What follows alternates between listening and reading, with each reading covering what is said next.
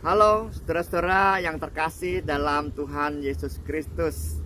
Senang sekali kita berjumpa kembali dalam pemahaman Alkitab Dewasa GKI Taman Cibunut, Bandung. Hari Rabu 12 Januari 2022. Bersama saya Pendeta Samuel Adi Perdana. Saya berharap kita semua tetap sehat, penuh semangat, dan tetap bahagia dalam menjalani kehidupan hari demi hari. Dalam minggu penampakan Yesus membawa karakter universal, yaitu sebagai Tuhan segala bangsa. Berkaitan dengan tema itulah PA kita hari ini, yaitu tidak ada yang lain, yang didasari dari kitab Yesaya 43 ayat 1 sampai 7.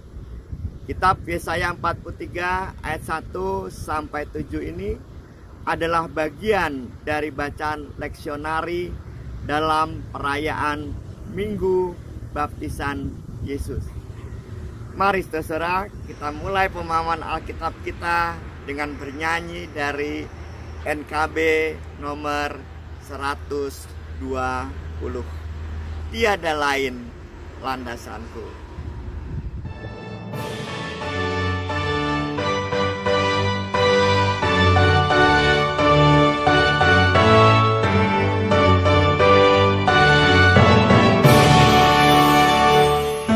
Tiada lain landasanku, hanyalah pada darah-Mu.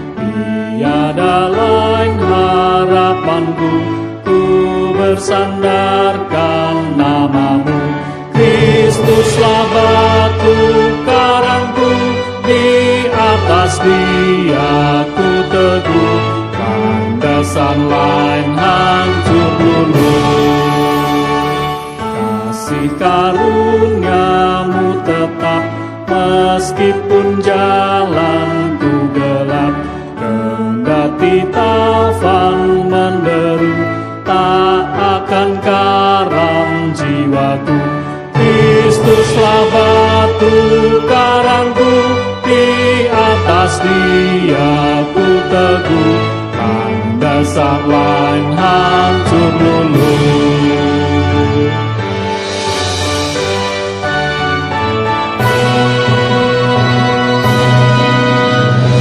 Janjian dan darah-Mu menjadi dasar hidupku. Walau segalanya rebah, perlindunganku Tuhanlah.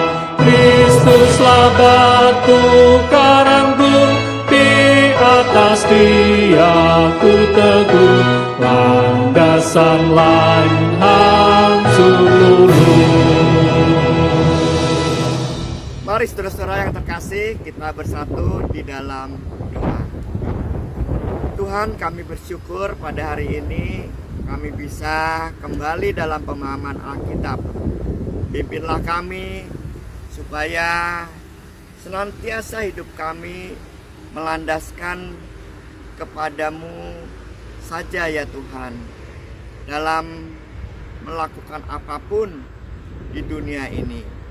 Bahkan kami tidak sekedar mengerjakan apa yang menjadi kepentingan kami, tetapi kami juga menyambut apa yang menjadi kepentingan Tuhan di tengah-tengah kehidupan kami.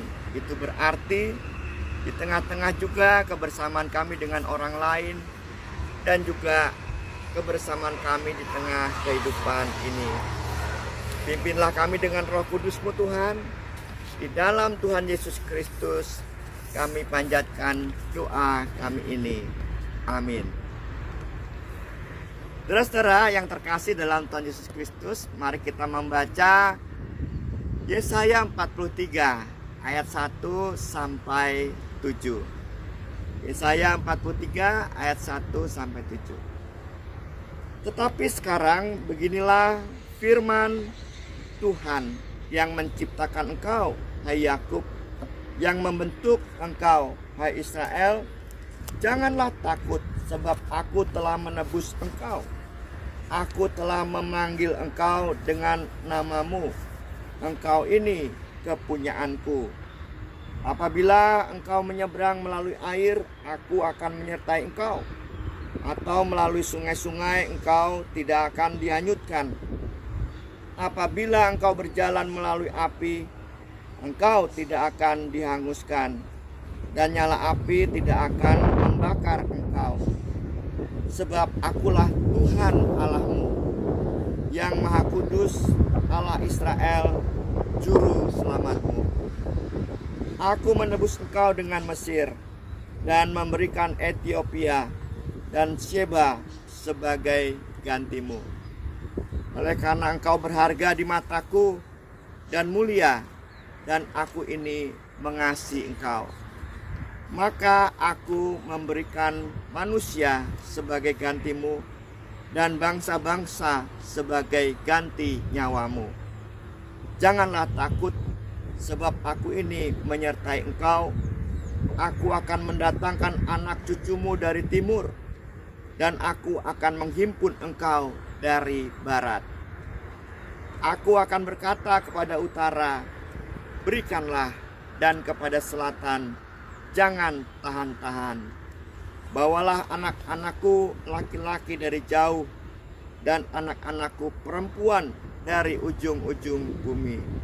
Semua orang yang disebutkan dengan namaku, yang kuciptakan untuk kemuliaanku, yang kubentuk dan yang juga kujadikan. Saudara-saudara yang terkasih dalam Tuhan Yesus Kristus, bagian yang kita baca teks dari Yesaya ini adalah harapan yang disampaikan kepada bangsa Israel yang kedua.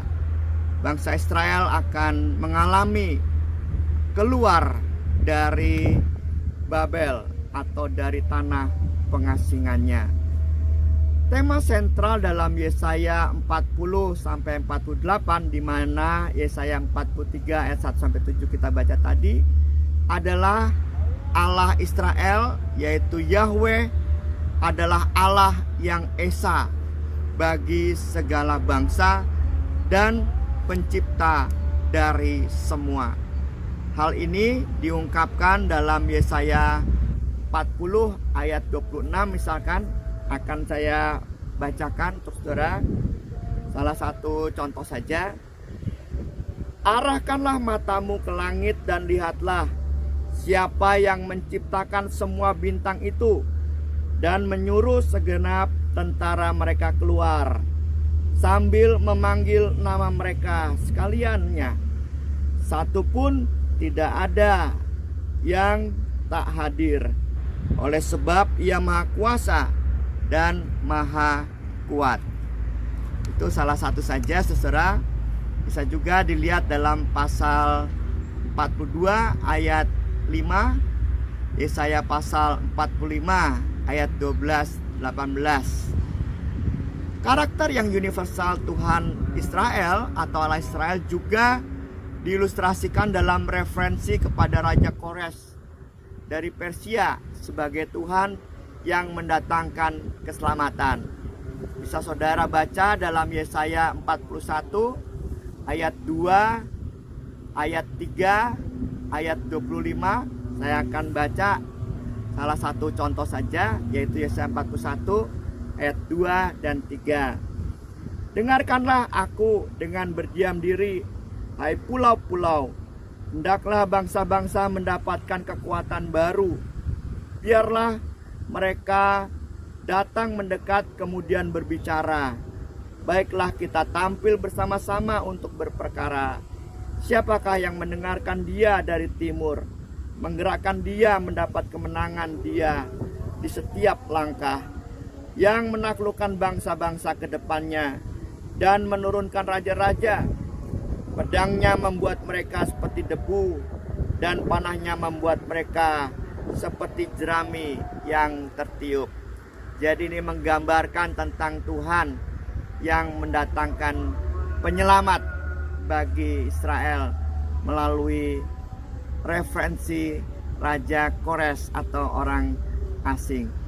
Gitu juga kita bisa baca dalam Yesaya 48 ayat 28, Yesaya 45 ayat 1 sampai 6 dan Yesaya 48 ayat 14 sampai 16. Setelah kita tadi sedikit melihat payung dari bacaan Yesaya 43 ayat 1 sampai 7, yaitu dalam Yesaya 40 sampai 48. Sekarang kita mau fokus melihat Yesaya pasal 43 ayat 1 sampai 7. Ada dua inti dari Yesaya 43 ayat 1 sampai 7. Inti yang pertama adalah firman Tuhan hari ini dimulai dan diakhiri dengan penegasan bahwa Yahweh menciptakan Israel dengan mengulangi kata-kata Israel diciptakan, dibentuk, dan dinamai. Kita bisa melihat ayat 1a dan ayat yang ketujuh. Saya akan bacakan kembali. Tetapi sekarang beginilah firman Tuhan yang menciptakan engkau, hai Yakub, yang membentuk engkau, hai Israel. Ayat yang ketujuh, semua orang yang disebutkan dengan namaku, yang kuciptakan untuk kemuliaanku, yang kubentuk dan yang juga kujadikan atau dinamai. Kita tahu bahwa alam semesta ini diciptakan oleh Allah. Kita bisa melihatnya dalam Kejadian 1 ayat 1. Di sana kata menciptakan dalam bahasa Ibraninya bara, dari yang tidak ada menjadi ada. Yang mau dikatakan dari pengulangan kata penciptaan ini adalah umat mau diingatkan bahwa Allah atau Yahweh adalah Allah yang agung pada masa lalu, juga Ia berkuasa pada masa lalu, juga Ia berotoritas pada masa lalu, juga sampai sekarang. Sampai firman dalam Yesaya 43 ayat 1 sampai 7 itu dinyatakan kepada mereka. Nah, di sini ada satu berita yang mau ditekankan, bahwa kalau dulu ya Allah menciptakan semesta bumi dengan segala isinya, sekarang dalam Yesaya 43 ayat 1 sampai 7 kata menciptakan, membentuk, menamai atau menjadikan itu bukan dalam kerangka menjadikan langit dan bumi dan segala isinya, tetapi sekarang fokusnya adalah Tuhan yang agung itu, Tuhan yang penuh kuasa itu, dan Tuhan yang berotoritas itu menciptakan umat bagi Tuhan. Jadi yang diciptakan bukan bumi dengan segala isinya, tetapi yang diciptakan oleh Allah sekarang dalam Yesaya 43 ayat 1 sampai 7 adalah umat bagi Tuhan, yaitu bangsa Israel. Itu inti yang pertama. Sekarang inti yang kedua adalah pengetahuan bahwa Dia yang menciptakan juga mampu dan berkehendak untuk menebus Israel. Diungkapkan dalam Yesaya 43 ayat 1b, ayat 5 dan 6. Demikian saya bacakan kembali. Janganlah takut, sebab aku telah menebus engkau. Aku telah memanggil engkau dengan namamu. Engkau ini kepunyaanku. Ayat 5 dan 6. Janganlah takut, sebab aku ini menyertai engkau. Aku akan mendatangkan anak cucumu dari timur, dan aku akan menghimpun engkau dari barat. Aku akan berkata kepada utara, berikanlah, dan kepada selatan, janganlah tahan-tahan. Bawalah anak-anakku laki-laki dari jauh, dan anak-anakku perempuan dari ujung-ujung bumi. Ayat-ayat sentral dari perikop hari ini menguraikan sifat penebusan Israel. Apa itu sifat penebusan Israel? Israel dinamai oleh Allah dan dimiliki oleh Allah. Itu sudah diungkapkan pada ayat yang pertama, ya. Allah menciptakan umat yang dikasihinya bagi Allah. Israel ditebus bukan sebagai alat di tangan Tuhan. Ini sifat penebusan Israel. Tetapi sebagai kekasih dalam hubungan yang sangat dekat. Sebutan Allah menebus Israel dengan Mesir dan memberikan Ethiopia dan Sheba di ayat yang ketiga mau menekankan betapa berharganya Israel bagi Allah. Saya bacakan kembali ayat yang ketiga. Sebab akulah Tuhan Allahmu yang Maha Kudus, Allah Israel, juru selamatmu. Aku menebus engkau dengan Mesir dan memberikan Ethiopia dan Sheba sebagai gantimu. Hal ini mau menunjukkan betapa berharganya Israel bagi Allah. Sekalipun dalam ayat 2 Israel tidak dijanjikan lolos dari bahaya air yang menghanyutkan dan api yang menghanguskan. Allah tetap akan menyertai mereka di tengah-tengah pencobaan duniawi, yaitu air yang menghanyutkan dan api yang menghanguskan. Saya akan bacakan lagi di ayat yang kedua. Apabila engkau menyeberang melalui air, aku akan menyertai engkau, atau melalui sungai-sungai, engkau tidak akan dihanyutkan. Apabila engkau berjalan melalui api, engkau tidak akan dihanguskan, dan nyala api tidak akan membakar engkau. Jadi sekalipun kekasih yang sangat dekat, berharga di mata Allah, cobaan-cobaan duniawi itu tidak otomatis hilang. Ya, Israel justru harus melewati air yang bisa saja menghanyutkan dan api yang bisa saja menghanguskan. Tetapi dalam melewati dua cobaan air dan api itu, Allah berjanji menyertai umatnya Israel. Dari dua inti tadi, saudara, yaitu Allah yang menciptakan umat baginya dan menjadikan umat berharga di mata Allah dengan menjadikan umat kekasihnya yang dekat. Yesaya 43 ayat 1-7 mau menunjukkan bahwa Allah dapat membalikkan keadaan. Israel mungkin tidak bisa memenuhi harapan Allah sebagai utusannya. Kita bisa lihat di Yesaya 42 ayat 18-25. Namun demikian, ya, mereka akan ditebus dan akan menjadi saksi bagi bangsa-bangsa. Israel, kekasih dekat Allah itu, akan tetap diandalkan oleh Allah menjadi saksi bagi bangsa-bangsa. Nah, itu bisa kita baca di ayat selanjutnya, Yesaya 43 ayat 8-13. Dengan demikian, Israel atau umatnya diletakkan Allah di pentas dunia untuk menyaksikan perbuatan Allah yang menyelamatkan itu.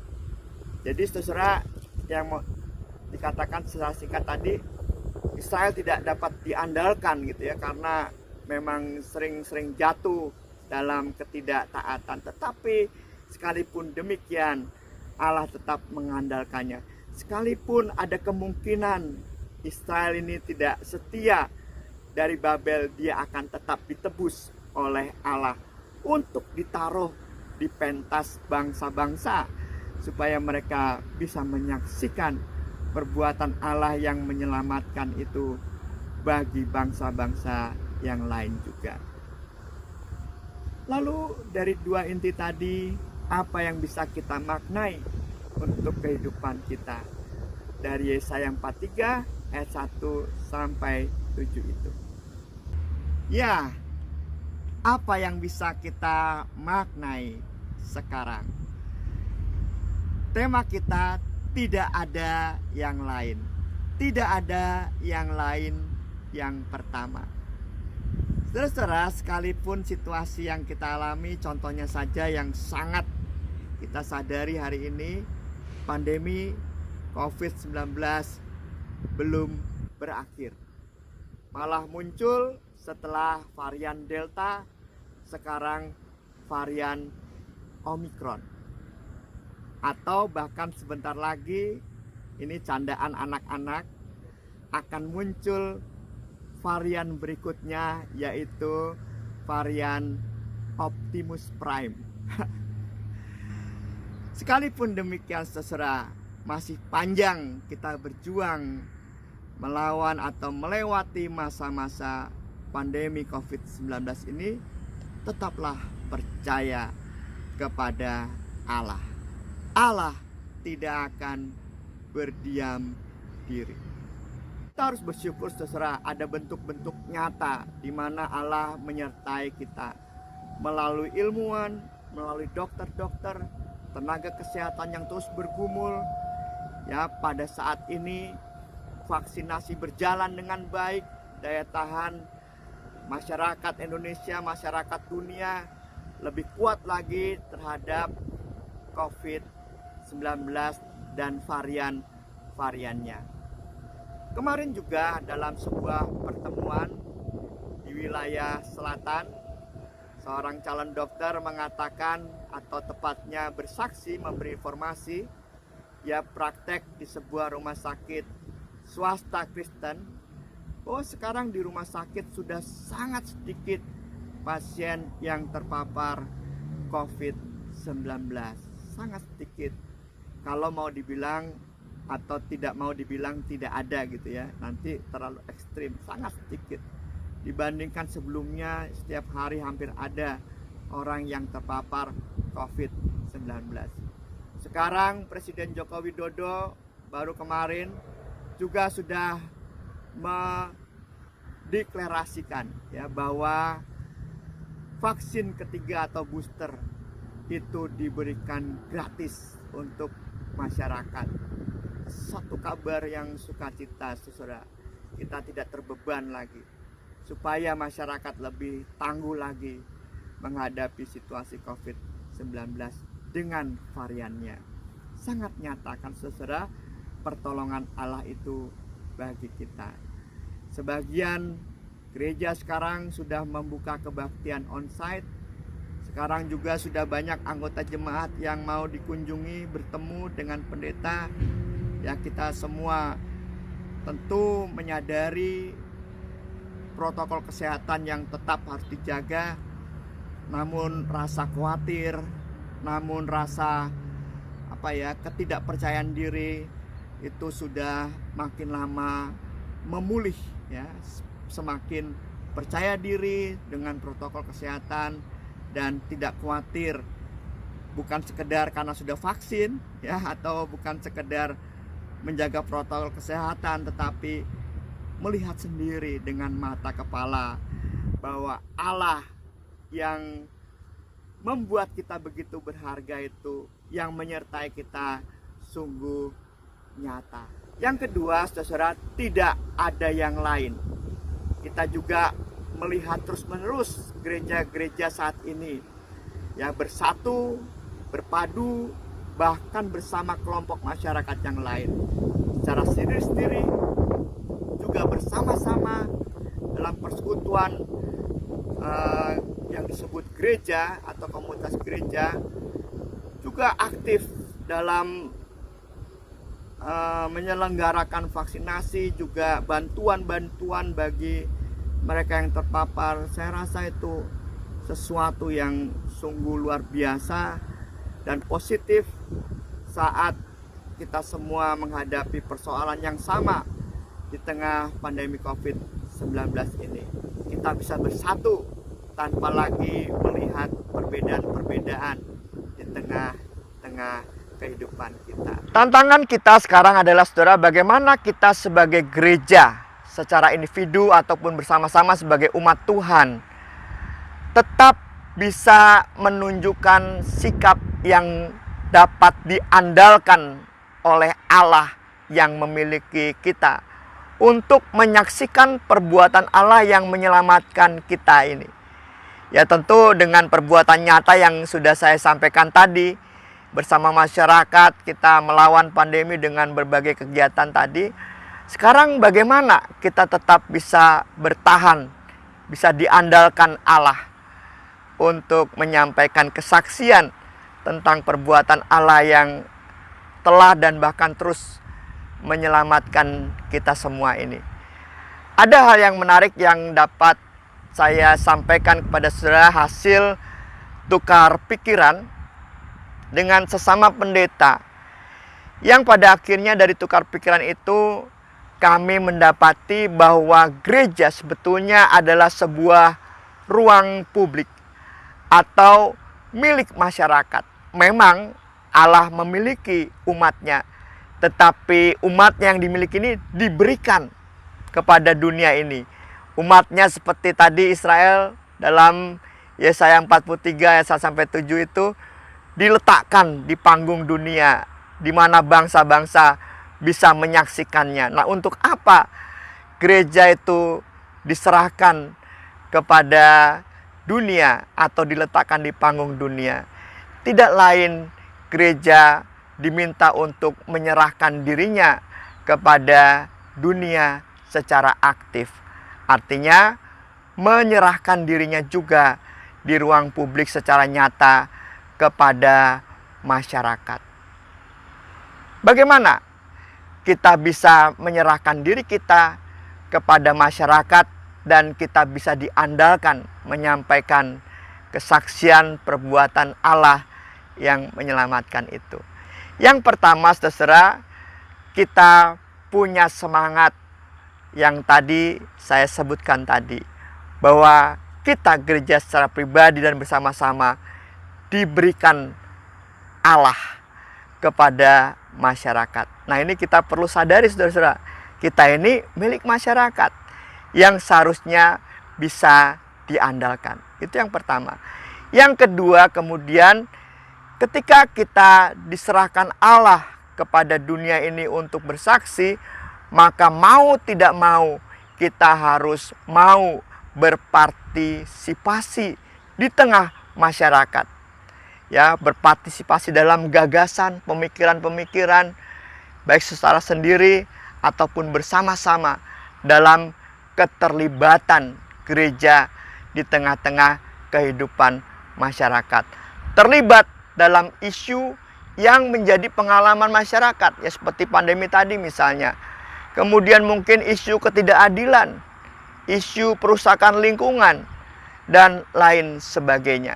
Gereja tidak boleh diam, tidak boleh menutup telinga, tidak boleh menutup mata.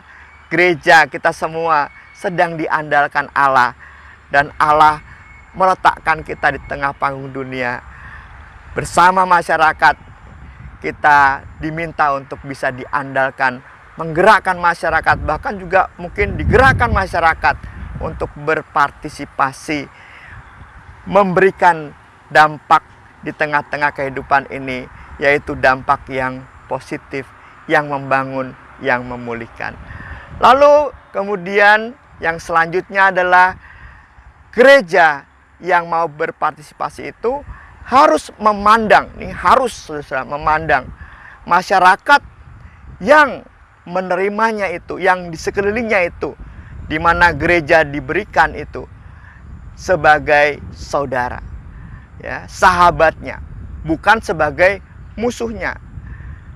Kita menyambut masyarakat sebagai saudara dan saudari kita, atau sahabat-sahabat kita, bukan sebagai musuh, bukan sebagai orang yang salah, ya, bukan sebagai orang yang harus ditobatkan dan seterusnya, tapi pandanglah sebagai saudara.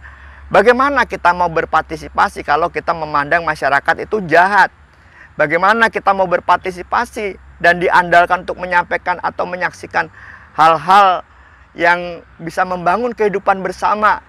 Ya, dipesankan Allah kepada kita kalau kita memandang masyarakat di sekitar kita adalah lawan-lawan kita yang harus kita tobatkan, akan sulit sekali.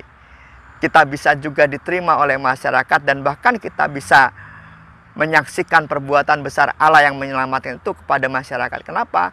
Karena kita belum ngomong, belum bersaksi, sudah pasti ditolak terlebih dahulu. Terus terang saudara yang terkasih, saya prihatin banyak orang Kristen juga, entah itu pendeta, entah itu orang-orang yang merasa tahu kebenaran firman, yang menjelek-jelekan kelompok masyarakat tertentu atau agama-agama tertentu, dan merasa dirinya benar, dan merasa yang lain itu harus diperbaiki dan seterusnya. Pemikiran atau sikap seperti ini pasti tidak akan mungkin kita sebagai gereja bisa diandalkan Allah untuk membangun kehidupan yang memulihkan satu dengan yang lain. Nah, saudara, bagian terakhir adalah gimana nih konkretnya ya. Tadi udah diceritain ya tentang bagaimana gereja terlibat ya menjadi milik masyarakat. Bersama masyarakat memikirkan gagasan-gagasan untuk membangun kehidupan bersama yang baik dan menyaksikan juga perbuatan Allah yang memulihkan kehidupan bersama ini atau yang menyelamatkan kehidupan bersama ini, dan gereja bisa diandalkan terus oleh Allah. Saya bersyukur saudara pada tanggal 9 Januari 2022 kemarin, setelah menyaksikan baptis dewasa dan CD anak-anak kita dan saudara-saudara kita di GKI Taman Ciburut Bandung, saya dapat menghadiri khitanan massal, sunatan massal bersama FLATS, Forum Lintas Agama Deklarasi Sancang, di mana GKI Taman Ciburut juga menjadi salah satu deklaratornya.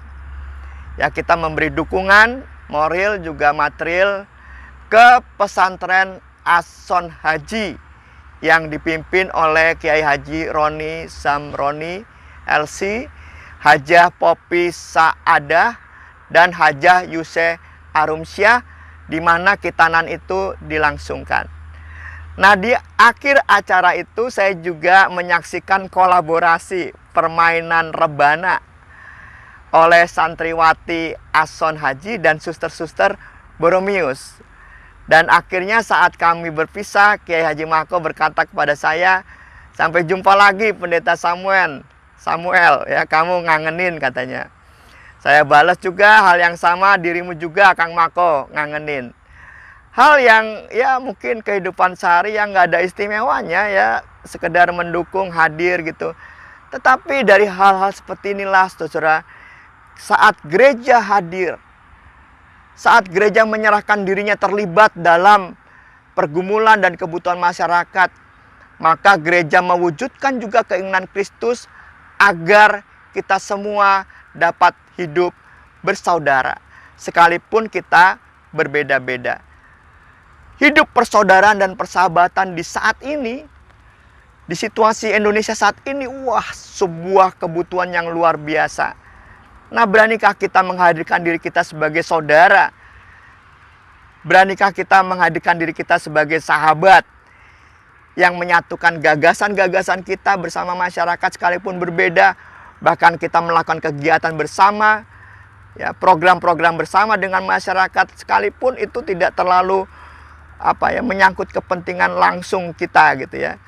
Tetapi itu membangun kehidupan bersama-sama. Ya, tidak membedakan lagi mau itu Kristen, mau itu Islam, mau itu Buddha, Hindu, Konghucu, ya, Katolik dan lain sebagainya. Saudara-saudara yang terkasih, tidak ada yang lain. Jangan takut, Tuhan tidak diam. Ia selalu menyertai kita sebab kita berharga, kekasih-Nya yang dekat. Dan marilah kita terlibat bersama masyarakat untuk menangani persoalan-persoalan kehidupan kita hari ini. Dan pandanglah masyarakat sebagai sahabat atau saudara. Tidak ada yang lain. Itulah yang diinginkan Allah melalui gerejanya kita semua. Kita semua yang diandalkan Allah. Mari saudara kita bersatu di dalam doa. Tuhan, kami bersyukur telah memahami bersama firman-Mu dalam Yesaya 43 ayat 1-7. Alih-alih Engkau menunjukkan pengharapan kepada umat-Mu Israel untuk keluar dari pembuangan atau pengasingan mereka di Babelonia, Engkau juga melihat kami umat-Mu saat ini. Kami juga diingatkan oleh Tuhan, seperti umat Israel yang begitu berharga di mata Tuhan, dan Tuhan senantiasa menyertai dan menyelamatkan. Kami juga demikian diperlakukan sama oleh Tuhan sebagai umat yang dikasihi.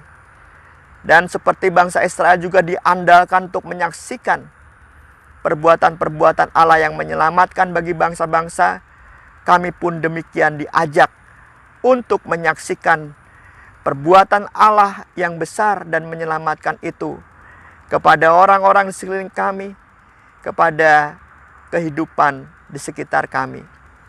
Tolonglah kami ya Tuhan supaya senantiasa dapat diandalkan.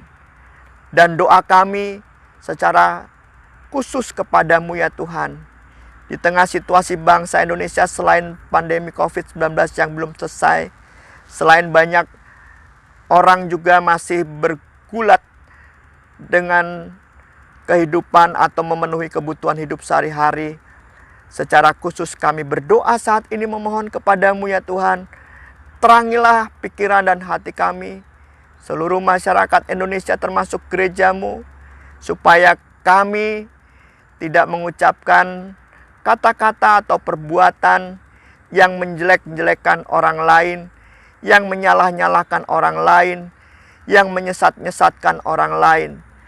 Tetapi biarlah pikiran dan hati kami dipenuhi dengan cinta kasih-Mu, sehingga kami dapat hadir di tengah-tengah masyarakat dengan niat ataupun semangat persaudaraan dan persahabatan yang tulus.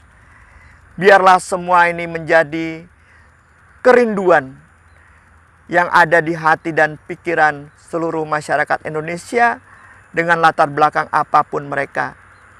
Kami dapat membangun kehidupan kami bersama dengan saling merasakan satu dengan yang lain sebagai sahabat dan saudaranya. Inilah permohonan kami panjatkan kepadamu ya Tuhan, di dalam tangan kasih Tuhan Yesus Kristus yang mengajar kami berdoa. Bapa kami yang di surga, dikuduskanlah namamu, datanglah kerajaanmu. Jadilah kehendak-Mu di bumi seperti di surga. Berikanlah kami pada hari ini makanan kami yang secukupnya, dan ampunilah kami akan kesalahan kami, seperti kami juga mengampuni orang yang bersalah kepada kami. Janganlah bawa kami ke dalam pencobaan, tetapi lepaskanlah kami dari yang jahat. Karena Engkaulah yang punya kerajaan dan kuasa dan kemuliaan sampai selama-lamanya. Amin. Terima kasih saudara-saudara yang terkasih dalam Tuhan Yesus Kristus. Kita jumpa lagi dalam PA mendatang. Tuhan Yesus memberkati kita semua. Amin.